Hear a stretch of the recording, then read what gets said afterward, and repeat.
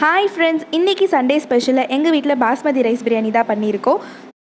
So வாங்க வீடியோக்குள்ளே போகலாம். Welcome to Sandy style.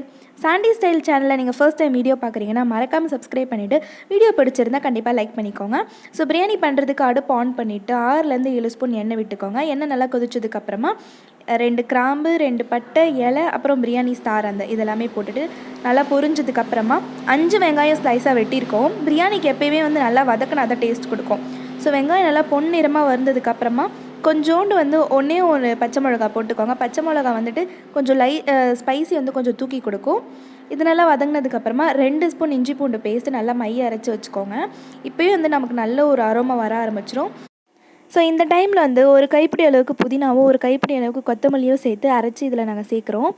So இது எதுக்காக சேர்க்குறோன்னா நல்ல கலர் கொடுக்கும், அது இல்லாமல் ஒரு நல்ல ஸ்மெல்லும் கொடுக்கும். இது இல்லாமல் சில பேர் கேசரி பவுடர் ஆட் பண்ணுவாங்க, நிறைய பேர் காஷ்மீரி மிளகாத்தூள் ஆட் பண்ணுவாங்க. நாங்கள் அது எதுவுமே இல்லாமல் ஜஸ்ட் இந்த புதினா கொத்தமல்லி வச்சு இதை ஃப்ளேவர் ஆட் பண்ணலான்னு முடிவு பண்ணிட்டோம். கூடவே 1.5 ஸ்பூன் வெறும் மிளகாத்தூள் கூட தேவையான அளவுக்கு உப்பு சேர்த்துட்டு 1/4 ஸ்பூன் அளவுக்கு கரம் மசாலா சேர்த்துக்கலாம். இப்போ சொல்கிற கணக்கு எல்லாமே 3/4 கிலோ சிக்கன். 3/4 கிலோ சிக்கனுக்கு நாங்கள் 5 டம்ளர் அளவுக்கு பாஸ்மதி ரைஸ் எடுத்திருக்கோம். அதோட தண்ணி கணக்கு அதை சேர்க்கும்போது நான் சொல்கிறேன். ஸோ இப்போ இதெல்லாமே கொஞ்சம் ஓரளவுக்கு நல்லா வதங்கினதுக்கப்புறம் கடைசியாக தான் தக்காளி சேர்க்க போகிறோம். தக்காளி 5 வெங்காயத்துக்கு 3 தக்காளி நல்லா குட்டி குட்டியாக வெட்டி வச்சுருக்கோம். ஸோ அதையும் இப்போ ஆட் பண்ணிக்கலாம். தக்காளி நல்லா வெந்துட்டுருக்கும் போதே நம்ம வெட்டி க்ளீன் பண்ணி வச்சுருக்க சிக்கனை இது கூட ஆட் பண்ணிக்கலாம். சிக்கனை நல்லா மஞ்சத்தூள் போட்டு க்ளீன் பண்ணி வச்சுக்கோங்க. இந்த சைட் பை சைடு இது வதங்கிட்டு இருக்கும் போதே நம்ம பாஸ்மதி ரைஸை ஊற வச்சிடலாம். 1/2 அன் ஹவர் முன்னாடி கரெக்டாக ஊற வச்சோன்னா சாப்பாடு நல்லா வெந்து கரெக்டான பதத்துக்கு வரும். ரொம்ப நேரம் ஊற விட்டாலுமே அது உடஞ்சிரும், பாஸ்மதி ரைஸ் மாதிரியான ஒரு ஃப்ளேவர் வராது. ஸோ கரெக்டாக டைமிங் பார்த்து ஊற வச்சுருங்க.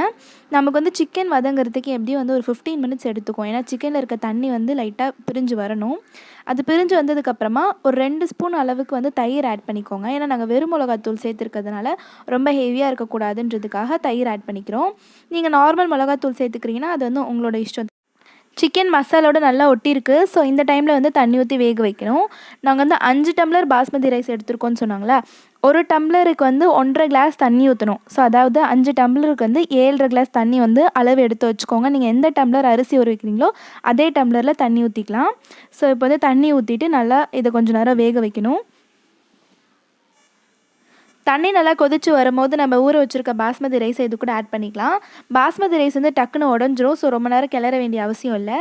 10 நிமிஷம் ஹை ஃப்ளேமில், 15 நிமிஷம் ஸ்லோ ஃப்ளேமில் மேலே ஏதாவது வெயிட்டான ஒரு பாத்திரம் வச்சு தம் வச்சு எடுத்தோம் அப்படின்னா இந்த பிரியாணி ரெடி ஆகிடும். நல்லா ஆவி பறக்க இந்த பிரியாணி எடுத்து இது கூட சிக்கன் குழம்பும் தயிர் பச்சடியும் சேர்த்து சாப்பிடும்போது செம்ம டேஸ்ட்டாக இருந்துச்சு. நீங்கள் எப்படி இந்த மாதிரி பிரியாணி ட்ரை பண்ணுவீங்கன்றதை கமெண்ட் பண்ணிவிட்டு பிடிச்சிருந்தா லைக் பண்ணிவிட்டு கண்டிப்பாக சப்ஸ்கிரைப் பண்ணிவிடுங்க. தேங்க்ஸ் ஃபார் வாட்சிங்.